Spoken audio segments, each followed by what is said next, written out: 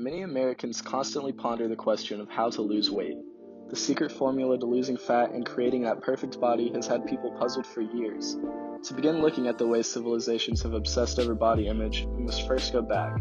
The rise of civilizations began with the beginnings of agriculture. Transitioning from hunter-gatherer to stable farming populations in one set location was revolutionary. From there, society continued to develop, evolve, and build until bang, you get to today. In America, we have huge cities with worldwide companies, and the fast food industry and commercialization of farming has led to some major businesses. But what's the cost?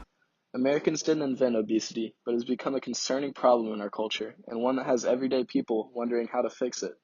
Since 1918, with the discovery or invention of the calorie, people started looking at how what they ate affected how they looked, and they began looking for quick fixes. By way of an interconnected society and candidly short attention spans, people started falling victim to fad diets. Some of these first fad diets featured insane methods and extremes to lose weight, including eating tapeworms so you could eat the same amount but consume less and borderline starving yourself to lose weight. Looking back from today, we can easily see that these first fad diets are unhealthy, but popular fad diets today can be a little more confusing to understand how they affect our bodies. For simplicity, we can break the fad diets of today down into three broad categories: low calorie, low carb, and low fat. It's pretty easy to figure out that if you burn more calories than you take in, that you'll begin to lose weight. Thinking logically, you could then assume that if you eat less food throughout the day, taking in less calories, and change nothing else, then you should start to lose some weight due to your new caloric deficit. This is the basis of all low-calorie diets. Looking at one of the most popular current low-calorie fad diets, we have intermittent fasting. Intermittent fasting is a form of caloric restriction whereby you only allow yourself to eat during certain hours of the day. For example, if you consumed all of your meals for the day between 10 a.m. and 4 p.m. In a study conducted on rodents, it was found that intermittent fasting actually extended lifespan and increased resistance to age-related diseases by enhancing overall cardiovascular and brain functions. Further benefits discovered in this study found increased resistance of heart and brain cells to ischemic injury of myocardial infarction and stroke. All of these beneficial effects of intermittent fasting came from two mechanisms: reduced oxidative damage and increased cellular stress resistance, according to the study. With this study, however, comes some considerations. The fact that the subjects were rodents means that further research needs to be conducted on humans to say with absolute confidence that the same positive effects would come to humans on this diet. Further, when diving deeper into the long-term health outcomes of intermittent fasting and caloric restriction, we see that weight maintenance can be a real issue. In the study of 76 obese women, comparing the long-term weight maintenance of a low-caloric diet alone, behavior therapy alone, and the combination of both, it was found that only 5% were able to maintain the short-term losses they experienced from the diet alone. These results compared to the Biggest Loser theory. On the popular television show, obese and overweight contestants compete to see who can lose the most weight by going on extreme diet and workout regimens. Despite the drastic short-term weight loss, almost all of the contestants end up regaining much of the weight that was lost because that kind of extreme regimen is not sustainable over a long period. So too with low-calorie diets such as intermittent fasting. Although there can be positive effects and health outcomes at first, it may not be the right answer for those seeking to make a change and stick with it in the long term. The next common category of fad diets includes low carb. Despite a general lack of knowledge and research on low carb diets, they have increasingly gained popularity over time. Carbohydrates are nutrients that can be found in vegetables, fruits, cereals, grains, legumes, as well as sugary foods and drinks. They act as the primary source of fuel for the body because it can be broken down into energy so rapidly. Fat is typically used for an energy source at rest and during low-intensity actions, while carbohydrates are used during high-intensity exercise and sport.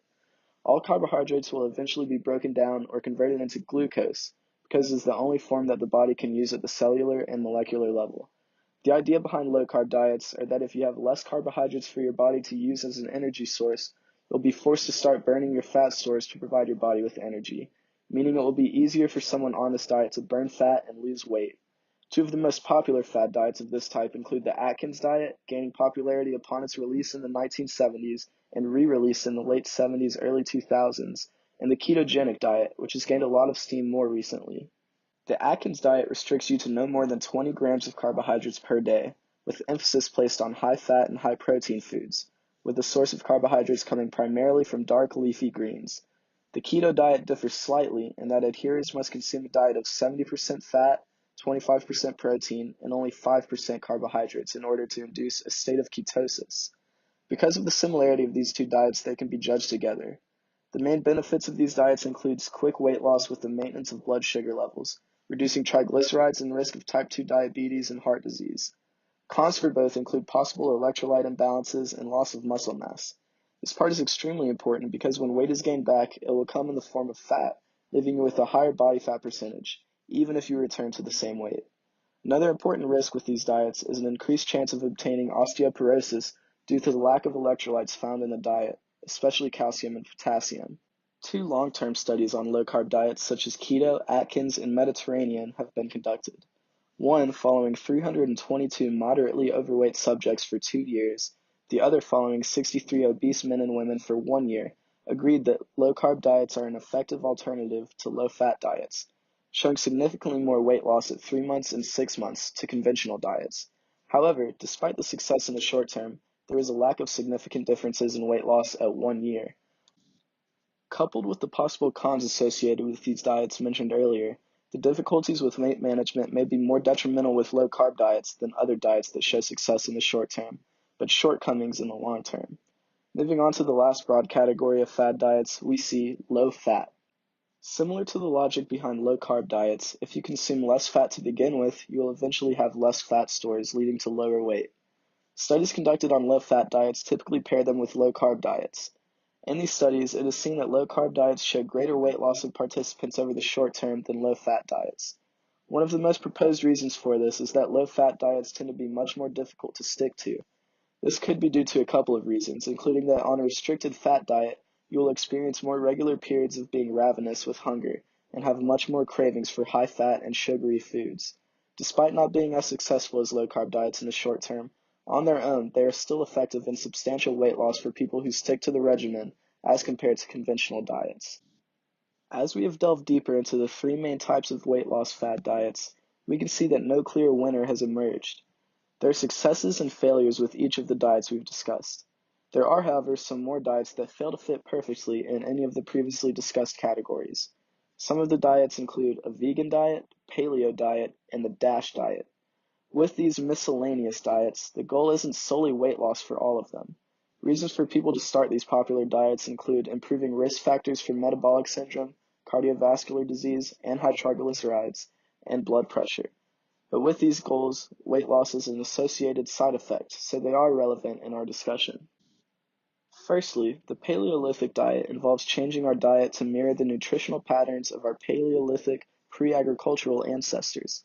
This diet varies from the conventional modern diet substantially in the composition of macronutrients and the proportion of vegetables compared with animal foods.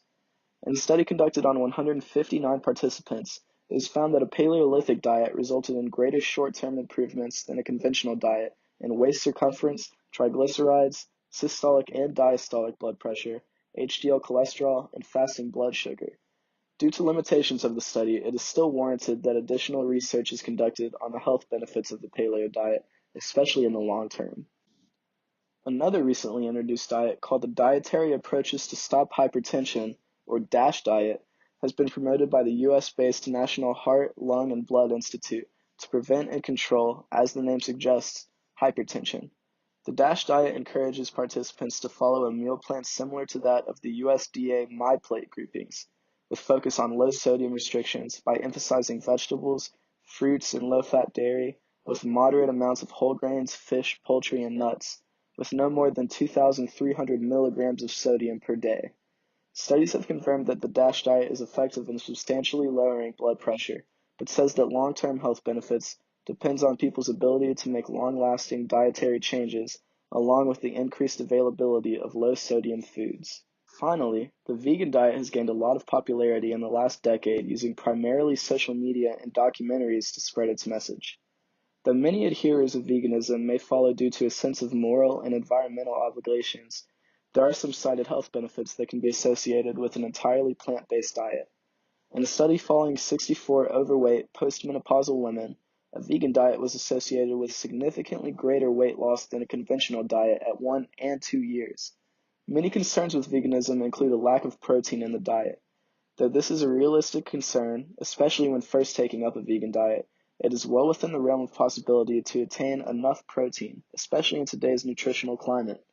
Another setback to a vegan diet is how difficult it appears to be, especially for first-timers not coming from a vegetarian background first.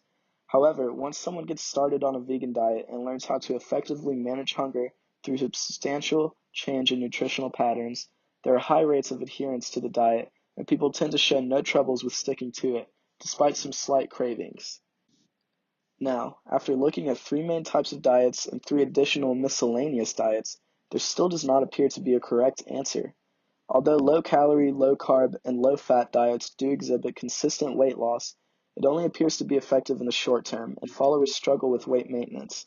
Although the paleo diet and DASH diets show results in decreasing risk factors to metabolic syndrome and hypertension, there is further research needed, and the primary goal isn't focused solely on weight loss. And with veganism comes proven long-term maintenance and reliability, yet the challenges to begin and concerns over protein consumption are very real. So what does this mean? From all of my research, I would conclude that fad diets can be effective in some weight loss, but the problem with them lie in the reasons behind them, and why they are all extremely popular for short periods of time before eventually fading away. They try to offer quick fixes for complicated issues where quick fixes just aren't possible. Yes, you can lose weight if you stick to any of these diets discussed in this video. However, to make an actual change, it requires realistic maintenance and lifestyle adaptations.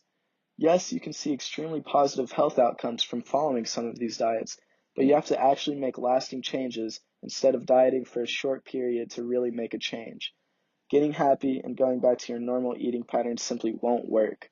So, in conclusion, America's obsession with body image will continue. People will still ponder the easiest and fastest way to lose weight. Fad diets will still be extremely popular for years to come, but the fact remains that real healthy eating comes from a lasting change that takes continued work and devotion, despite setbacks.